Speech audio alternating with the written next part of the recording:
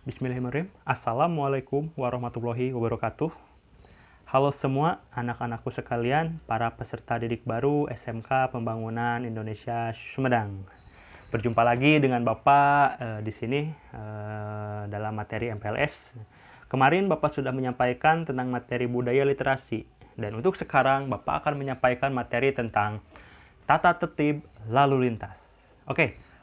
Berbicara tentang tata tertib lalu lintas, tentu kaitannya dengan hal keselamatan dalam berkendara dan juga dalam hal kelengkapan berkendara. Oke, kita berbicara tentang kelengkapan berkendara. Tentu dalam hal berkendara, kita harus melengkapi perlengkapan berkendara kita. Kita tidak bisa seenaknya main berkendara aja gitu. Tapi kita harus memperhatikan kelengkapannya, seperti harus ada STNK yang masih hidup. Yang kedua, harus mempunyai SIM. Ingat, SIM ya. Bagi yang belum, Bapak harap jangan memaksakan untuk berkendara, ataupun jika terpaksa jangan menggunakan kendaraan Anda atau kalian di jalan-jalan raya atau jalan utama. Oke.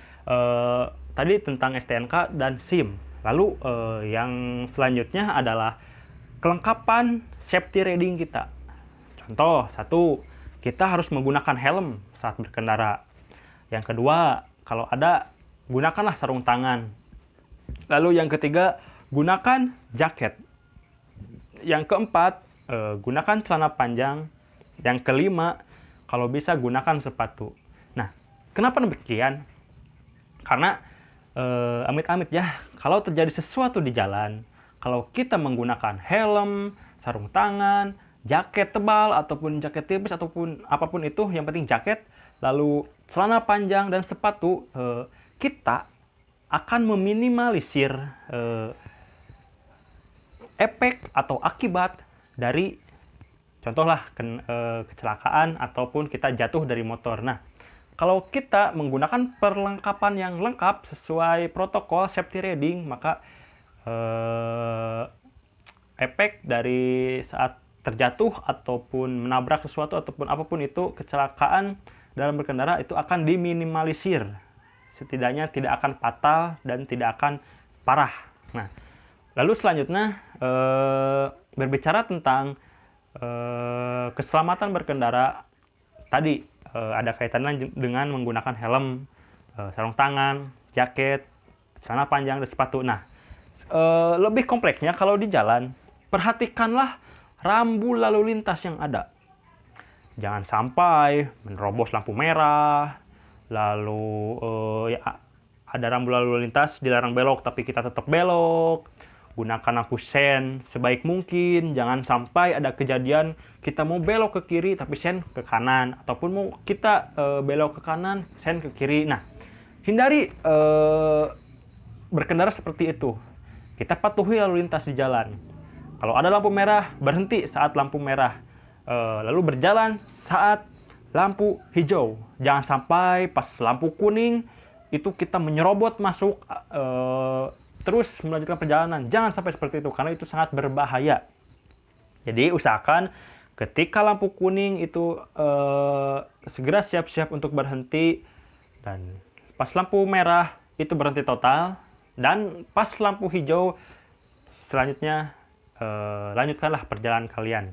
Lalu usahakan kecepatannya itu minimal di bawah 40 km per jam, karena kalau terlalu cepat dan di atas itu dapat menimbulkan resiko kecelakaan ataupun ya, resiko-resiko yang berbahaya yang lainnya. Lalu perhatikan juga saat berkendara itu kendaraan yang lain juga. Jangan sampai ada yang mau belok ataupun ada yang mau berhenti, kita tidak melihat si pengendara yang lain gitu. Kita harus tetap menghormati pengendara yang lain. Gunakanlah motor yang baik dengan perlengkapan yang baik pula, yang lengkap ya. Jangan sampai ada menggunakan kendaraan bermotor dengan knalpot racing yang bising, kan kalau sampai kena razia itu dapat kena denda. Jadi untuk anak-anakku sekalian, para peserta didik baru SMK Pembangunan Indonesia, kalau kalian memang membawa kendaraan dari rumah untuk ke sekolah, gunakanlah perlengkapan berkendara yang baik. Seperti yang tadi yang Bapak sebutkan, helm, jaket, sepatu, sarung tangan. Jangan kalau misalkan kalian melewati jalan raya atau jalan utama, jangan sampai kalian melanggar rambu lalu lintas. Tetap patuhi lalu lintas, hormati pengendara yang lain. Salam sehat, salam sejahtera. Nah, baik, untuk sekian dari Bapak. Bapak cuma mau mengingatkan, berkendaralah dengan baik, jaga keselamatan, keluarga menunggu di rumah. Stay safe, stay healthy, jaga kesehatan, jaga protokol kesehatan, supaya wabah corona ini tidak menyebar dan tidak parah lagi. Oke?